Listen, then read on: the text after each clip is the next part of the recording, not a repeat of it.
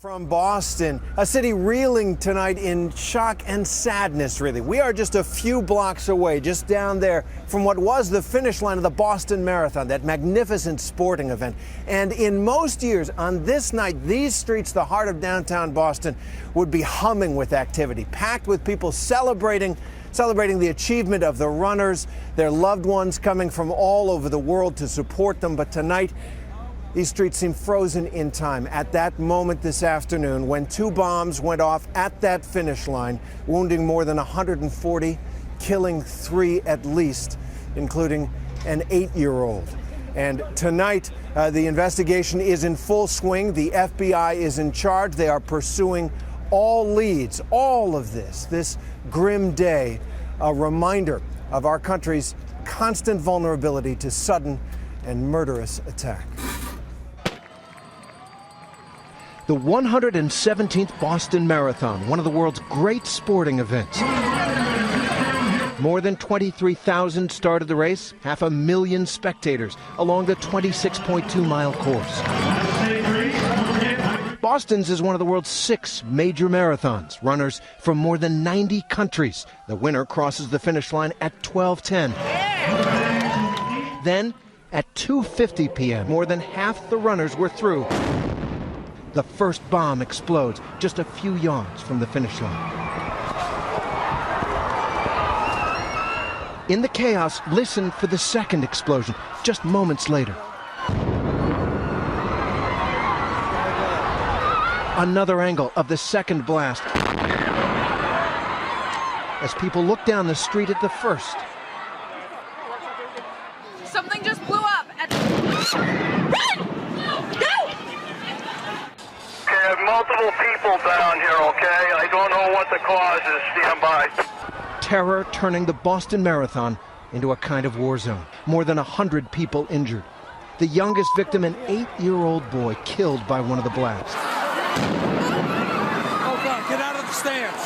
Get out of the stands. All of a sudden, there was a loud noise, an explosion, big puff of smoke, and then a few seconds later, further up the road away from the finish line, a second explosion, large puff of smoke, and then ultimate chaos, everybody running everywhere. Saw quite a few casualties coming back. I saw one guy with his legs gone at the knees, some ankles and feet missing, shrapnel wounds on people on the sides of the head, and other things. It's just not good. I had crossed the 26-mile marker, and I saw the first explosion happen, and there was some commotion. I saw fire and smoke, and I didn't know what it was, and then I saw a trash can explode, and people started throwing down the barricade and running over each other, and I ran in the other direction as fast as I could. Very scary sight. Probably one of the most scary incidences that I've ever been involved with. Very loud. The ground shook. You could just feel it going down through you. And tonight we're hearing the harrowing stories of survival from those who were just feet from the blasts. Local hospitals quickly mobilized for a mass casualty event, but the chaos continued. At Tufts Medical Center, where 11 victims were taken, a bomb scare forced the evacuation of the emergency room. Patients on stretchers were laid out in the atrium. What kind of injuries are you seeing here? They are almost all lower extremity injuries from the knee down, and they're very severe blast injuries with open fractures, severe muscle injuries, nerve, artery injuries. I had a bad feeling when I saw the smoke, and when I saw, after hearing the noise and then hearing the second one, it's the Boston Marathon. It's one of the world's marathons. It's at the finish line. I suspected it was terrorism. Rebecca Roach had just finished the race when the bombs went off. It was a moment of what should have been joy and turned into panic and just heart-wrenching fear of the worst. She was okay, but her mom and a friend who were there to support her were badly injured. It makes me feel quite guilty. Guilty? Yeah. They wouldn't have been there if it wasn't for me. Rebecca ran every step of the 26.2 miles with her mom and dad in her heart and written on her legs. Is there any way to appreciate what you did accomplish today? Yeah. It's good. It was a dream of mine for years, and I finally accomplished it in the time that I wanted to. The bombs went off just 50 to 100 yards apart. With a number of cameras capturing the blasts, investigators have plenty of evidence to study frame by frame as they hunt for who is responsible.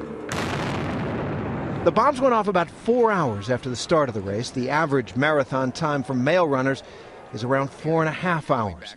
It was ideal marathon weather, and it was Patriots' Day in Boston. But by evening, police had replaced the finish line with yellow police tape. On the map of Boylston Street, you can see just how close, less than a block away from where the runners finished the course in triumph, and so many of their loved ones waited. People should be calm. Even 2 hours later, investigators seem to be trying to make sense of it all. We're recommending to people that they stay home, that if they're in hotels in the area, that they return to their rooms. We want to make sure we completely stabilize the situation.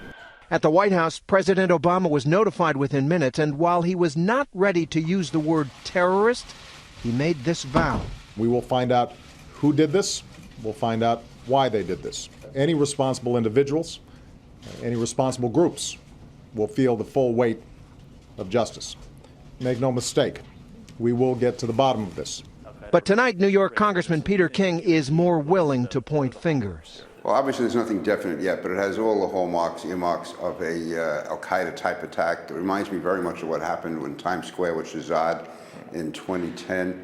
Again, it could end up being someone else, but right now it has all the indicators in every aspect of being a al-Qaeda or al-Qaeda affiliated attack. For Rebecca Roach and all the runners who ran with full hearts and their loved ones who cheered them on, it's all so incomprehensible, so wrong. I just think it's horrendous. Why? I don't understand. I can't find reason in it. And so it was a day of heartbreak here in Boston and of heroism. Bruce Mendelson, who is an Army veteran, was right here on the scene and responded. Bruce, tell me where you were. You were right at the finish line. Yeah, I was at a post-race party at 667 Boylston Street on the 3rd floor of a building. The first explosion, I was sitting on a couch, the first explosion knocked me off the couch onto the ground. I was with my brother who had just finished the marathon, and I yelled at him to get all the people back away from the windows. And so, then you went down. So he got all the people back away from the windows towards the back of the building. I ran downstairs to the 1st floor. I came out onto a sheet of glass shards. There were blood smears on the sidewalk. There were people injured with a lot of grievous lower body injuries. And what did you do? Well, I tried to render what medical assistance I could. I tried to help the Boston PD, which was on the scene in force immediately. I tried to help them establish a security cordon so there wouldn't be any tertiary or other explosions detonated. Yeah. It sounds like your instincts took over there, your training. Well, I guess I could thank the United States Army for that, but I think I did what anybody else would do. Wrong place, right time. How did it affect you, seeing that as you came out of that? This is terrible. I mean, this is terrible. I'm upset. I mean, normally on a marathon night, this place should be full with people. Bars are open, people happy and festive, and this beautiful day blew up in a second, in a heartbeat. And to see what we've seen today, it just makes me so angry. I'm angry. And you were responding to people injured by the blasts. What kind of injuries did you see? I saw a lot of lower body injuries. That's what we're hearing. Yeah, it leads me to believe that the devices were at or near ground level. I was trying to help for about 15 minutes. Then the law enforcement officers invited me to leave, as I should have. I mean, this is not my bailiwick. It's not my area of expertise. I left, picked up my brother, and we walked back across the Mass Ave Bridge with thousands of other people. It looked very much like 9/11. And people are calling you a hero, too. Well, they should. I mean, I did what anybody else should do in these circumstances. We're a resilient people, and this is what we should do to respond. Bruce Mendelson, thanks very much for joining us. Thank you.